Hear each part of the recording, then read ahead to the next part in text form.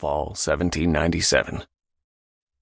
William Wyllie scanned the fort's largest room once more, hoping to set his eyes on Kelly. He was certain she would come. The crowded, noisy room, constructed of sturdy pine logs, contained Boonesborough's leading citizens, including its mayor, director of the land office, members of the militia, Judge Webb, and Kentucky's most famous son, Daniel Boone.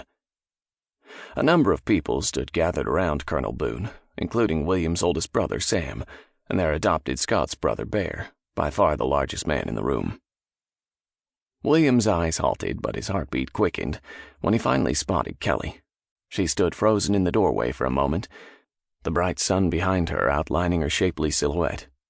Radiant and smiling tentatively, she walked in with stiff dignity, escorted by her employer.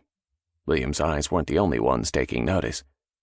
He saw many of the men in attendance glance toward Kelly, her beauty turning heads all over the room.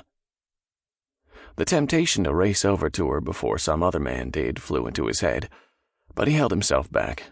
He had forced himself to take this one slowly, and he would continue to do so, at least until he knew for a certainty that Kelly was prepared for a man's attentions. Admittedly, he often behaved impulsively, and sometimes even acted in a ready-fire-aim manner, and he never did anything slowly, especially when it came to relationships with females. He often found himself enamored with a woman on the spur of the moment, and then, just as spontaneously, he would become besotted with another. With few exceptions, he found most women charming and many downright bewitching. But none of them compared favorably to Kelly. This was far too important to rush.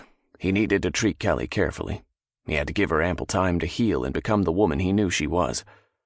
In the meantime, he would be certain no one else hurt her ever again. For weeks he had left her alone, giving her mind time to mend itself. But with each day that passed, he found that simple task more burdensome. From time to time he would see her in town for a moment or two and have a chance to exchange a few words. He had savored every minute with her, but those moments were rare, and they left him wanting more. What he wanted to do was wrap his arms around her, to protect her forever, to cover those soft pink lips with his, to cherish her in a way he had never felt toward any woman ever before. He wanted to treat her gently, to show her that what happens between a man and a woman should be soft and tender and passionate. Was she ready yet?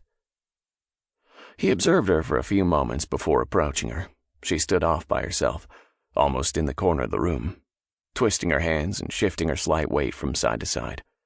Her big eyes, so blue they appeared violet, darted from person to person around the room, and then widened when she caught sight of him. Mr. Wolfe had told William recently that Kelly worried him because she showed signs of fretfulness and seemed to be growing increasingly ill at ease. Wolfe was hoping that William could help him figure out what might be wrong. William had not revealed the probable reason for her nervousness, nor would he ever. Unable to hold himself back any longer, he swiftly crossed the crowded room to make his way to her. "Thank you for coming to my swearing-in ceremony, Kelly," he said when he reached her. He put his hand on her shoulder in a possessive gesture and let her rest there a moment. "Mr. Wolfe gave me the afternoon off. He knows how close I am to your family," Kelly said, a slight tremor in her voice. "And he escorted me here." Her eyes darted around the room. "There he is over there." She pointed to the portly, balding fellow, a land speculator and one of Boonesborough's wealthiest and most respected citizens. William knew him well. As she pointed, William noticed her hand trembling ever so slightly. He'd never seen that before. "Then I must thank him for that kindness later," he said. "And I hope you will join me afterwards for the cake and coffee social. I'm supposed to meet even more of Boonesborough's fine citizenry. I'll never remember all their names." "Of course. It's not every day that a man is officially sworn in as the sheriff of a town. Even though you've been serving as the sheriff for these past few weeks, this is quite an honor, William." "I am honored. I just hope I'll be able to live up to everyone's expectations, especially those of Judge Webb," he said, raising his brows. Kelly grinned slightly, and it delighted William's heart. He wished he could see her smile more often. It felt like warm sunshine on his face. "The judge undoubtedly thinks a lot of you since he appointed you acting sheriff until you could be elected. When you defended your brothers against those vile murderers, you must have..."